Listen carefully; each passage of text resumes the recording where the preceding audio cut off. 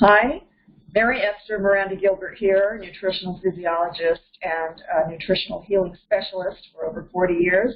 And I'm answering a question that has come across my desk. And so I wanted to address that, and I figured why not answer it for everyone. So I'm accumulating quite a library of answering questions for people. So I'm building some pretty valuable information for people seeking answers to their health issues that I have found in the 40 years that I've been helping people improve their health. Is 99% of the time it's due to some nutrient deficiency, some kind of system imbalance caused by lack of nutrients.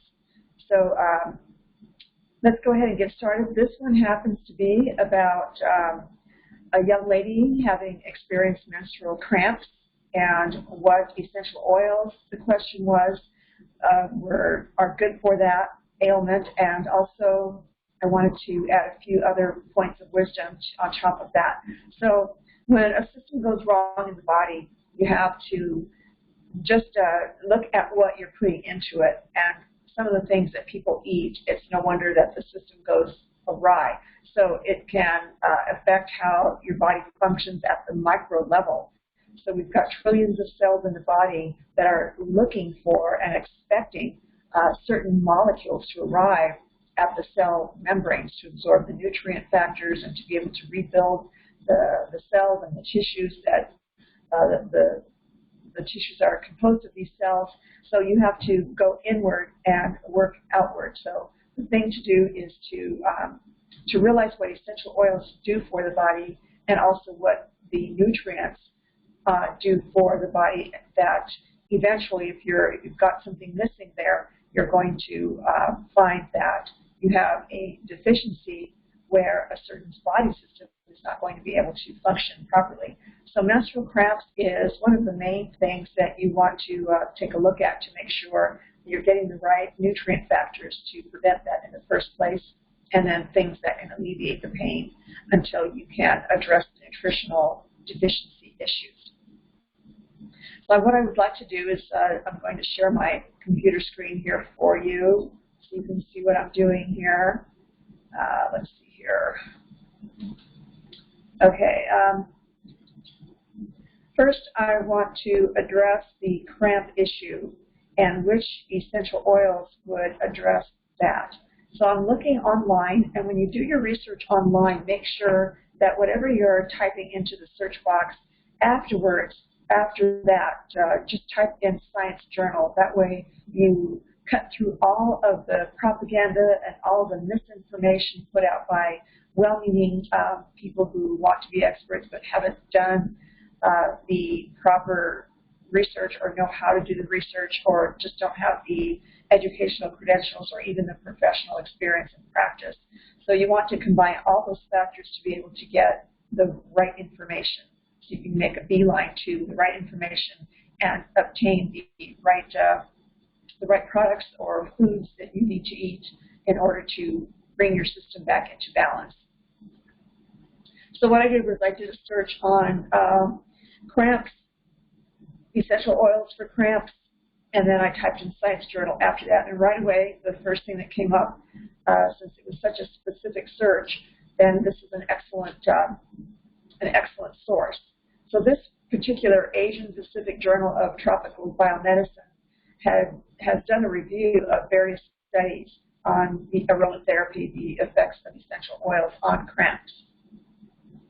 So I'm going to just jump real quick to what oils they have been recommended and found in scientific research that would alleviate cramps. And the first thing we jump to in my search here, so they are talking about even muscle cramps, and other types of health benefits. As you can see here, you can just pause it and read this on your own, but I'm going to go up a little bit to see which herb essential oil they're talking about. In this case, it's clary sage. So clary sage has also been shown to help alleviate cramps. Okay, so they're talking about menstrual periods and easing tension and muscle cramps. Okay, and that's what applies to the question here. So let's jump to the other essential oil that's been found to alleviate cramps, and I'm going to scroll up a little bit to see which one it is. So here it is the Roman chamomile. So as you can see, Roman chamomile has been found to address many types of ailments, muscle spasms, menstrual disorders, and just to jump ahead a little bit. So it's also talking about it's extensively used to relieve the pain from physical conditions, menstrual cramps, and tension, and with its application on the lower abdomen. So some essential oils can be very caustic to the skin, especially in sensitive areas that aren't really exposed to contact or the sun exposure, things like that. So certain areas of the body are pretty tender, so you have to be careful with essential oils. It can be very caustic. So you can also, in applying a few drops, you can put them on the bottom of your feet, and that's the safest place to put essential oils. Essential oils are micronutrients. They are the phytochemicals, the plant fluids in plant substances, so that they're the lifeblood, they're the fluids in plants. They're highly concentrated, and they are known to be antimicrobial, antifungal, antiviral, antibacterial, anti-parasitic, and also they improve the circulation, and they have been known to bind to toxic chemicals and help alleviate toxic chemicals through the eliminative channels in the body, the skin being one of them. And so, so you want to be careful how you use these highly concentrated oils. But so far we've got clary sage and we have the Roman chamomile essential oil. So you want to apply those in safely. You can also mix equal, like if you have 3 or 4 drops of one of the essential oils, then you want to apply an equal amount of fat oils, such as almond oil or olive oil or grapeseed oil, some of those healthier oils. You can mix equal portions of that and apply that to your skin. But the essential oils are not greasy, so they will not stain your clothing.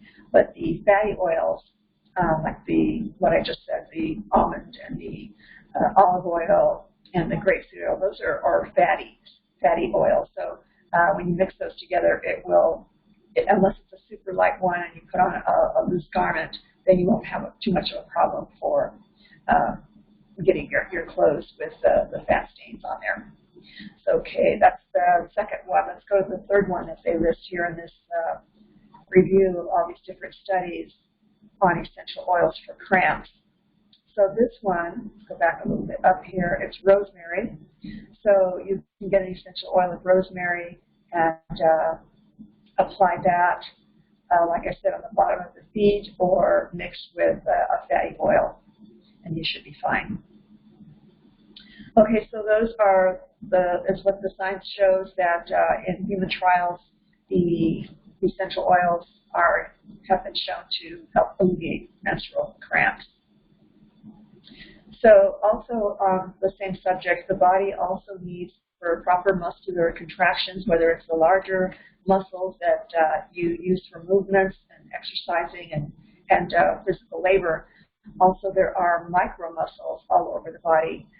There's the peristaltic action in the intestines and the colon, the lower intestine, the large intestine, and there's also muscular action, very micro muscular action in the blood vessels as well that allow the blood to be moved through the entire body to deliver nutrients and oxygen. So you've got various types of muscles, be they micro or macro scale muscles. So all of those muscles require the minerals for proper contractions. So people who experience muscular cramps, and so that also applies to the cramping up the uterine muscles as well. So if you're short or deficient in any of the important minerals that assist in the proper muscular action in the body, and to make sure that they're relaxing when they should be relaxed and pushing things through and contracting when they're supposed to be contracting. So this is what you want to look at as well. So let's go to the other tab here. So basically, my searches always consist of whatever subject I'm searching for and then typing in the words Science Journal after.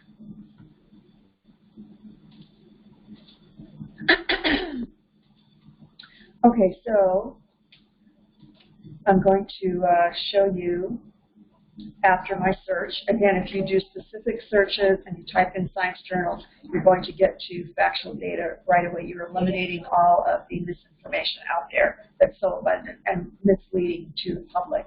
So it's no wonder people are so confused and mistrusting, because oftentimes you get conflicting information.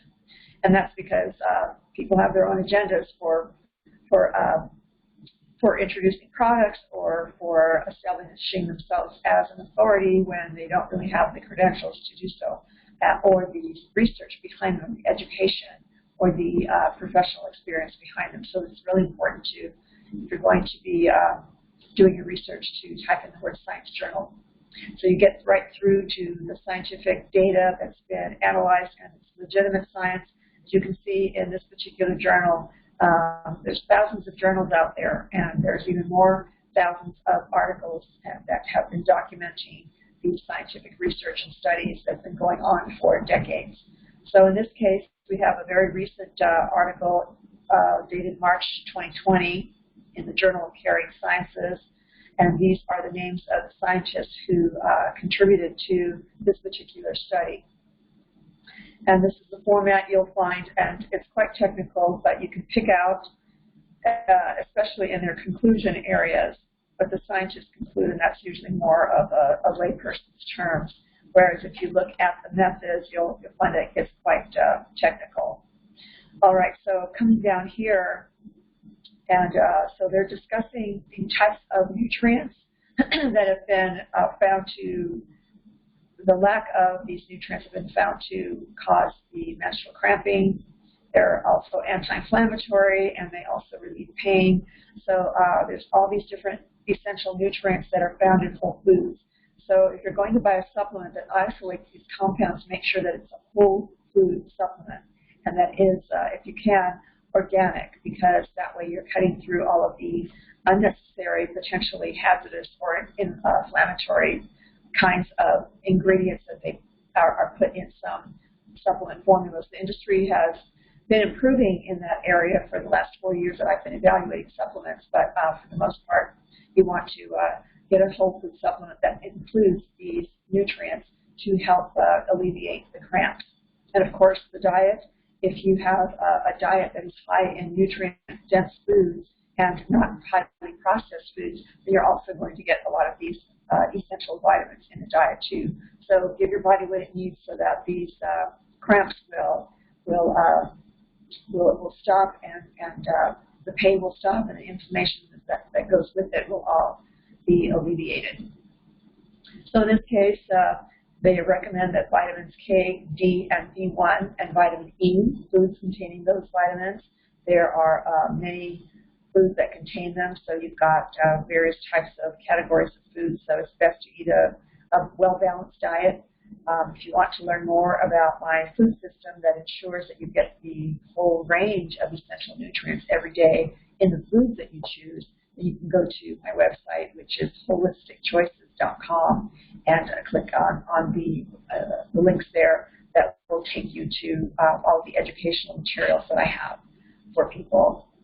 So, okay, so also the minerals, calcium being one of the main ones, and magnesium and potassium. Potassium is also involved in making sure that your fluid balances inside and outside of your trillions of cells in your body have the right types of fluids that are entering the cells and leaving the cells. So the calcium, sodium, and potassium dynamic is important there.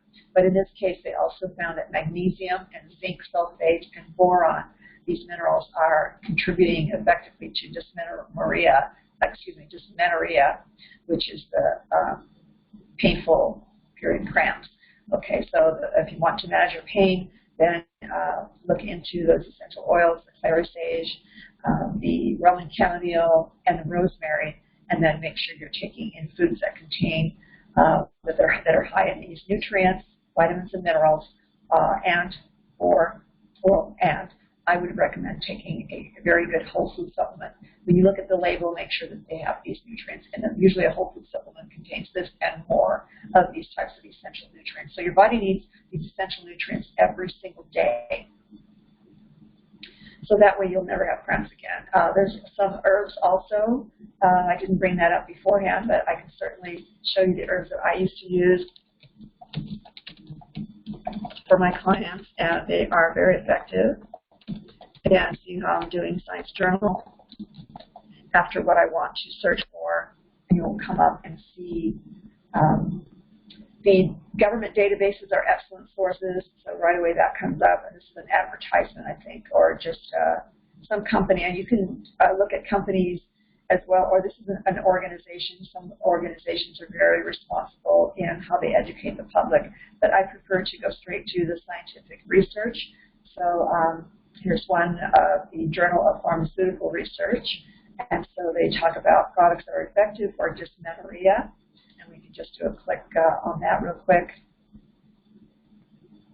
So this is the Iranian Journal of Pharmaceutical Research. Again, there are thousands of journals that are published articles all over the world. So it's very exciting to know that there's been plenty of research over the last 100 years on the effectiveness of botanicals. So they go over in this one, I've never seen this before, so it's as if I'm coming in fresh like you, and we're looking at this particular study that was done. So the abstract is an introduction, and then they go into a deeper introduction. So let's see what kind of herbs they are finding that have helped menstrual cramps. Okay, so they kind of give you an introductory assessment of all the different things that are going on in the industry and all the different types of trials. So they show you the methods that have been done and the results.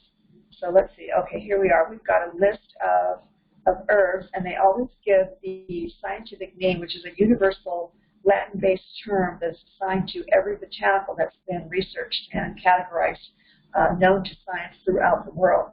So even though a plant might belong to the same classification and be very, very similar, they might have very different effects on the body. So you have to be careful to know which plant you're talking about, especially in the science world. So if a group of scientists are studying a particular plant, they need to know the scientific name, the Latin term, so that other scientists later can replicate that study to see if they arrive at the same conclusion. So this is what science is all about. It's a very formal procedure that is used to evaluate data and information and to come to logical conclusions that can be proven. So these are the various types of botanicals. Not going to go through every one of them, but I recognize some of them because I've been familiar with so many different plants over the years. The Valeriana officinalis is valerian root, and the Cinnamomum is the cinnamon. The Zingiber officinale is ginger. Mentha peperita, I believe that's peppermint. Let's see what other ones I recognize.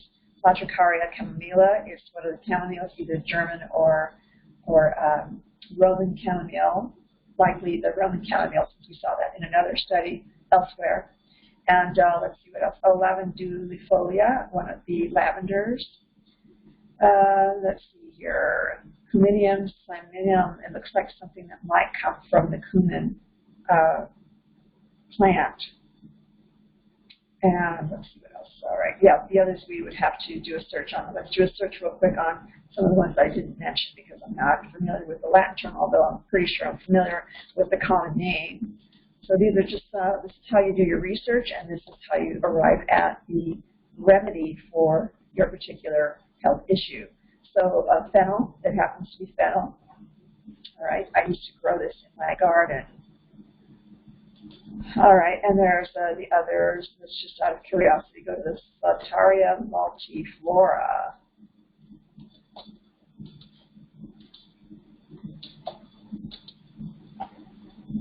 And that shows you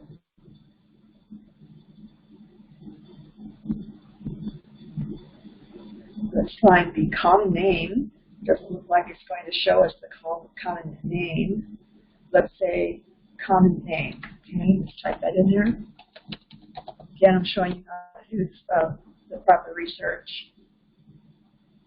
All right, common name Abishan-e Shirazi, or Satar, or Za'atar. So it's a flowering plant in Iranian traditional medicine.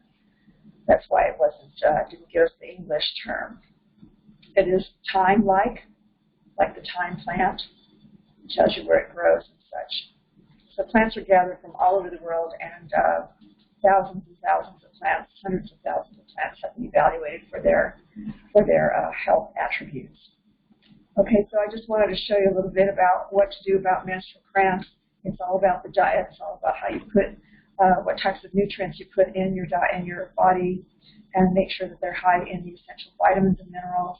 Try not to take supplements that are isolated vitamins or minerals, because that throws off the body systems. The body works in concert with all the major vitamins and minerals. So you want your food to contain that, and also the supplements that you buy, you want to have them contain those nutrients. I hope you took notes, otherwise you'll have to review this video. Okay, so this is how you do your information. All right, so that concludes my answer to the question, what do you do about menstrual cramps for young teenage girls, or for anyone, really? There's so many other issues that we can cover as far as women's health. And so ask away, and I'll be happy to answer the questions and post the videos. So go to, you're on my YouTube channel right now, obviously, and please subscribe and share, like, and tap that bell so that you get more notifications every time I produce a new video. All right, thank you. This is Mary Esther Gilbert signing off. Thank you for being here, and get healthy and be healthy. Stay healthy.